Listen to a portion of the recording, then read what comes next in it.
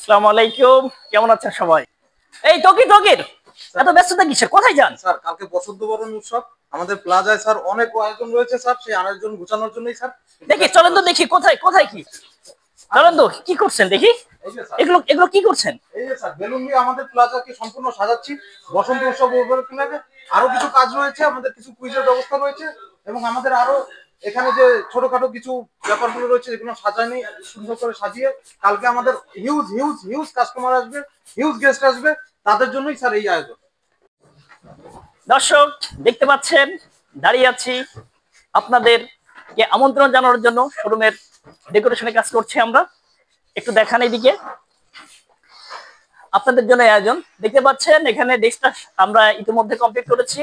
এরপরে আমাদের এই দিকটাই টোটাল একটা নতুন একটা ভিউ হবে। তো এই যে আয়োজন, এটা আপনাদের জন্যই। তো আপনাদের আরো একটা জিনিস দেখায়, শেষ করেন। দর্শক দেখতে পাচ্ছেন আমার হাতে একটি জার, আর জারের ভেতর 20টা কুপন আছে। 20টা, বেশি না, অনলি 20টা কুপন 20 জন সৌভাগ্যবান কাস্টমারের জন্য।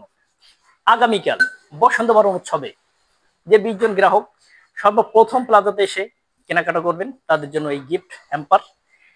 এখান থেকে কাস্টমার একটা চিরকুট পাবে। এই চিরকুটের ভেতরে, এই কুপনের ভেতরে এক একটা গিফটের নাম লেখা আছে। এই যে নাম লেখা আছে গিফটে, সেই গিফটটা সেই কাস্টমার পাবে। তো দেরি না করে চলে আসুন, হয়ে যান, নাম লেখান 20 জন সৌভাগ্যবান কাস্টমারের খাতায়।